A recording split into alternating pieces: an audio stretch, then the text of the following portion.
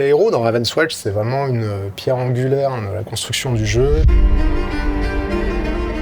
Je dirais que surtout, ce qu'on n'a pas voulu faire, c'est un héros typique. Tous ensemble, on construit cette vision unique d'un perso connu.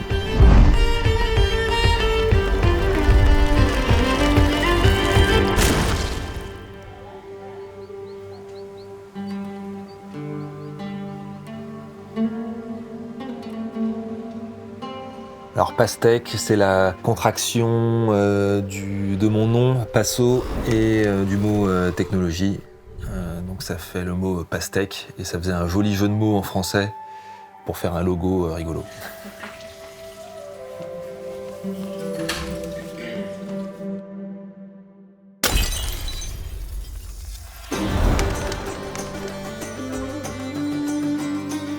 Ce qu'on appelle une caméra top-down dans le jeu vidéo, c'est une caméra qui regarde l'action d'au-dessus, quoi, comme si on était dans un hélicoptère et qu'on regardait la Terre. Donc c'est une vue voilà, qui est stable en fait en termes de caméra, en termes de profondeur.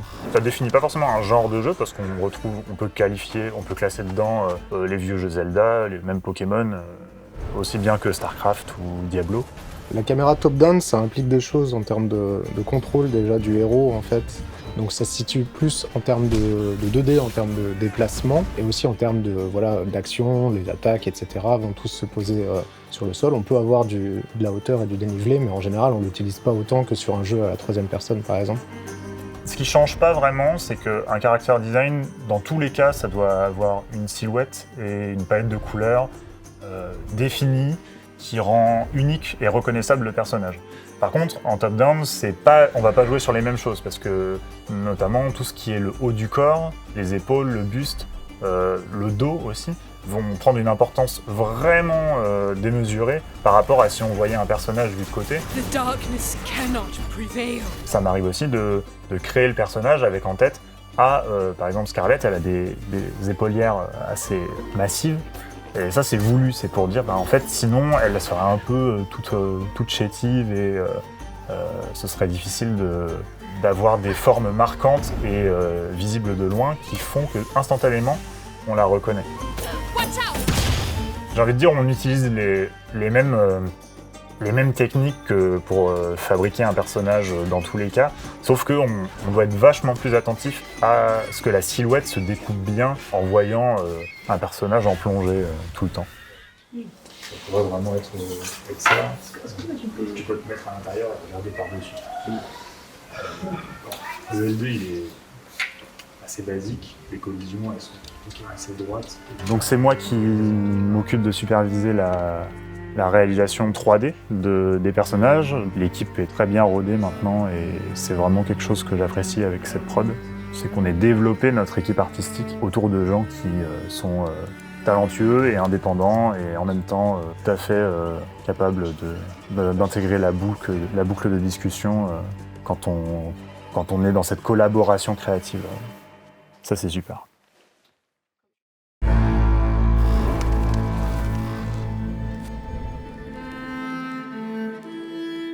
Avancer sur un concept et que je commence à avoir une première version d'un potentiel model sheet, donc qui sert vraiment de référence plus ou moins précise pour la personne qui va travailler dessus en 3D. En tout cas, du moment que la silhouette, les formes générales et les éléments stars du personnage sont bien en place, et on essaye de les limiter pour pas avoir trop de micro-détails qui rendent le personnage lisible vu de loin.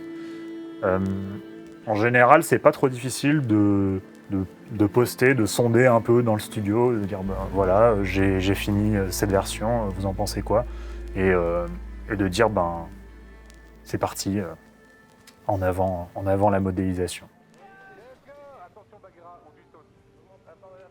Du coup, moi, je suis Alice Fernandez et je suis directeur artiste. Du coup, ça veut dire que je réalise les personnages en 3D qui seront ensuite intégrés dans le jeu. Et ton jeu préféré, c'est quoi? C'est dur. Baldur's Gate, je pense. C'est quoi ton GOTY 2023? Baldur's Gate. Et sinon, tu joues à quel jeu en ce moment? Baldur's Gate. C'est super ces réponses. En fait, la base du métier de character artist, c'est justement de faire la traduction entre la 2D et la 3D. C'est vraiment comme une interprétation. Et c'est ça qui rend le métier intéressant, c'est comme en traduction, il y a des mots qui n'ont pas de traduction littérale dans un autre langage. Des fois, il y a des choses en 2D qui ne sont pas retransmettables exactement de la même manière en 3D. Et du coup, moi, ma place, c'est de faire cette passerelle-là entre les deux. Le plus important, c'est que ça ressemble au maximum au concept art et à l'énergie que Valentin essaye de transcrire dans le personnage. C'est un personnage vampire et on est dans un jeu vu de loin, donc a priori, ce qui est définissant du vampire, à savoir les canines, on peut faire une croix dessus. Il fallait évoquer ça d'autres manières, donc c'est ce qui fait qu'on a créé des vêtements qui sont beaucoup en pointe, justement. On retrouve ce motif, on évoque ce thème de la dent pointue et du sang à travers les vêtements plus qu'à travers la morphologie au final, parce que le personnage n'est pas du tout visible à cette distance.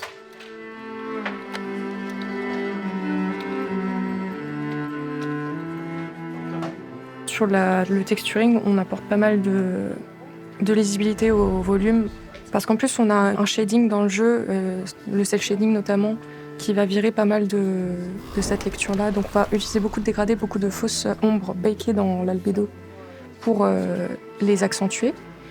Et du coup, il y a aussi bien sûr cette attention particulière sur le line, parce que on a cet outline qui est généré par le moteur, mais du coup moi je dois le supporter aussi dans les endroits que le moteur va pas forcément lire comme des détails suffisamment importants pour le noter. Donc dans les zones d'ombre, je vais l'accentuer beaucoup et ça doit marcher en tandem avec l'outline qui est généré par le moteur.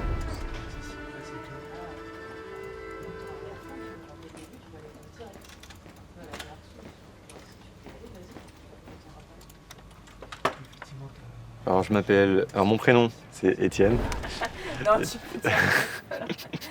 Ok, je m'appelle Étienne. Là à Pastèque, actuellement je suis 3D animateur, mais je touche un peu à pas mal de choses qui tournent autour des personnages, de l'intégration, discussion design en fait. Je touche un peu à tout, même si officiellement je suis animateur 3D.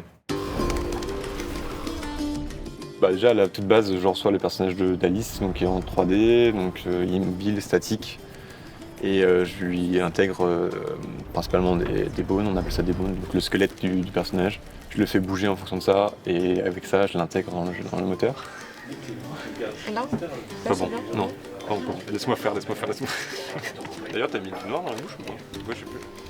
Mais premier degré. Avec les animateurs, on discute régulièrement parce qu'on doit faire attention à ce que leurs besoins soient remplis, notamment au niveau de la topologie, notamment au niveau du posing. Donc on a beaucoup discuté au début de la production. Maintenant, il y a des choses que je sais qu'ils ont besoin systématiquement et que j'applique sans même leur demander. Mais il y a toujours des spécificités à chaque personnage qu'on doit redécouvrir à chaque fois. Donc on va discuter au moment où moi je commence à étudier le concept. On va discuter au moment où je vais commencer à vraiment travailler sur la topologie. Les sujets sur lesquels on aborde souvent, c'est les polygones, que ce soit pas trop complexe et trop gourmand pour le jeu, pour le moteur, mais en même temps assez suffisant pour l'animation pour pas qu'on soit brisé, quoi. Faut pas que ça soit tout cubique. Même si c'est loin, on a quand même besoin d'un peu de détails sympa, quoi. Pour la caméra. On voit comme ça là. Non, je veux voir le loup là. Ah oui, je peux faire le son. Plus spécifiquement, une anime, comment ça se passe? C'est que Adrien, notre game designer, il commande une anime. Donc souvent c'est un combo, un idle, un truc comme ça, je sais pas, n'importe lesquels. Là, vers le exit, ça dure moins que ça. Le exit est avant ça. Il est à 0,35 je crois. Ça laisse quand même pas beaucoup de temps. Non mais le exit, il faut juste que tu aies fait ta pirouette avant. Oui, en fait. Il faut qu'elle revienne devant. C'est un dash quoi, faut quand même que ça. Donc je commence à anticiper des problématiques, par exemple un idle tout bêtement, je commence à regarder au niveau top-down ce que ça peut faire, parce que c'est des problématiques assez spécifiques aux jeux vidéo. Si tu peux me faire les deux versions. Ça c'est la version full dash. Ouais, c'est la même, c'est pareil, c'est la même valeur que le dash de base. Ensuite j'en parle avec Valentin, parce que Valentin là, il a une vision plus artistique, donc il faut que tout se coordonne. Après sur le loup, Le loup il est plus dur à faire. Une rondelle. Bah... Je trouve que ça te fait moins compte que de faire la pièce. Bah en fait, dans mon esprit, c'était qu'il au sol. Ça pourrait faire une marque au sol. C'est moins des trucs de parquet. Peut-être des. Non, mais bien sûr, cailloux, vraiment, quoi. ouais, des Donc, solutions. ça peut être du ciment. Après, ça peut être, c'est vrai que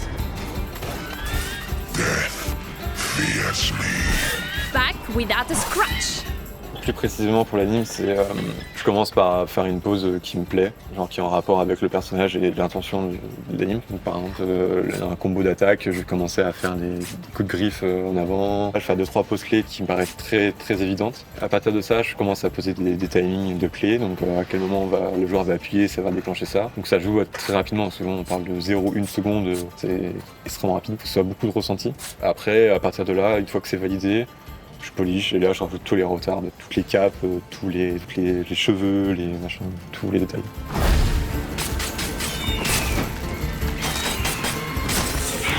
Typiquement pour Wukong, il y a des animes qui sont très évidentes parce qu'il a un énorme bâton, donc c'est super simple de faire ça. T'as juste à animer très bien le bâton et globalement ça marche.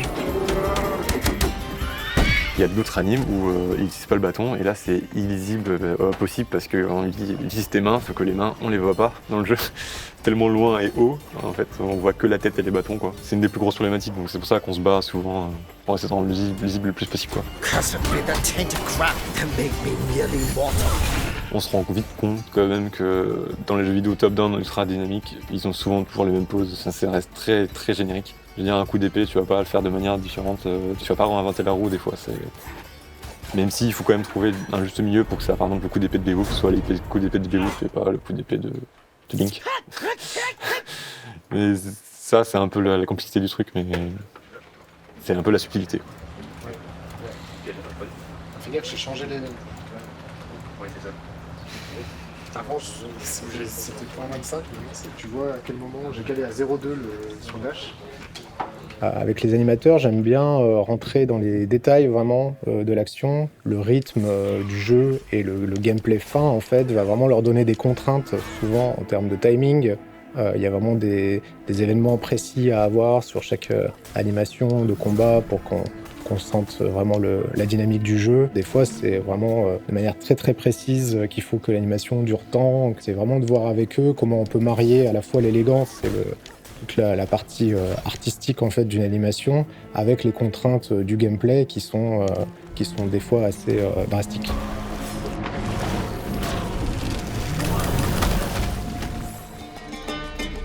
I do not love lightly, but I hate with all my heart. Carmilla, c'est un peu spécifique parce que c'est un perso qui va être un peu le dernier du jeu, donc va falloir mettre le paquet. Je pense que c'est un des persos qui sera un des plus complets qu'on ait jamais fait. Déjà avec les ailes, les changements de main, puis même elle va être très sympa. Je pense qu'on peut vraiment ça faire très plaisir. Le vampire unique, très agressif, ça va changer les autres persos. None can resist my kiss of death. Sur le personnage de Carmilla, l'essence du vampire, elle vient aussi avant tout de la relation au sang en fait qu'on voulait avoir sur le vampire pour déterminer directement que c'est un vampire. Donc elle a une mécanique spéciale en fait avec une ressource spéciale de sang, quelque chose qui est assez attendu en fait sur un personnage de vampire. Oui, il y avait les ailes de Carmilla du coup, qui était à la base une mécanique pensée pour être une capacité ultime en fait, où elle se transforme vraiment. Et je trouvais ça dommage en fait qu'on l'utilise que pour une capacité ultime, et c'est pour ça que ça intègre son kit directement en fait pour dire que le Carmilla se transforme potentiellement et pour avoir quelque chose de très classieux à l'écran. Et aussi quelque chose qui dans Ravenswatch peut affecter les héros, c'est la gestion du jour et de la nuit. C'est assez évident de devoir sur ce personnage lui donner un aspect vraiment différent, pas forcément visuel, mais quelque chose de gameplay qui a à voir avec le jour et la nuit. Ce qu'on appelle un talent dans Ravenswatch, en fait, c'est une amélioration que les personnages vont pouvoir avoir dans le jeu et qui va concerner leurs compétences qu'ils ont de base en fait. Donc c'est vraiment les talents, c'est un éventail d'améliorations qui sont spécifiquement conçus pour chaque personnage, et chaque personnage a son kit complet de talents. Et à chaque fois que le joueur progresse suffisamment dans le jeu, il va pouvoir en choisir un nouveau pour construire son personnage et le rendre plus puissant et plus complet. Même si on réutilise le même héros, les différentes associations de talents qu'on va avoir sur la prochaine partie, puisque comme on nous les propose aléatoirement, on ne choisit pas toujours parfaitement lesquels on va avoir, Et ça demande de l'adaptation pour le joueur et ça propose aussi de la rejouabilité en fait, parce que voir le personnage sous une autre facette avec des pouvoirs un peu différents fait que on garde le plaisir en fait de rejouer un personnage et de le redécouvrir un peu à chaque partie. Dans la conception des talents, c'est quelque chose qui dure longtemps parce qu'il y a beaucoup de talents en fait à construire pour chaque personnage. Donc j'y vais de manière un petit peu progressive au fur et à mesure. En général, j'en commence par une certaine quantité de talents, une petite dizaine pour qu'on puisse commencer à jouer vraiment le personnage dans sa progression. Et puis au fur et à mesure, je vais en rajouter par paquet en fait. Souvent, je vais essayer de les regrouper un petit peu pour que chaque paquet puisse améliorer différents aspects en fait du personnage et que ça aille aussi assez bien entre eux parce que le but des talents c'est qu'ils se combinent entre eux. On peut prendre n'importe quelle combinaison de talents. Plus on avance en fait comme ça dans la conception et dans la réalisation des talents, plus il va falloir tisser un peu toutes les relations entre les talents qu'il y a. La conception des talents, de toute façon, elle reste ouverte en fait à tout le monde. J'utilise une liste partagée en fait déjà avec le studio, donc ceux qui sont intéressés peuvent glisser des idées, des suggestions, etc. Et puis la communauté aussi nous aide pendant l'Early Access. Ils ont plein de propositions, plein d'idées, et en mélangeant tout ça, normalement, on arrive à ressortir les bonnes choses et les talents qui vont aller jusqu'au bout dans le jeu.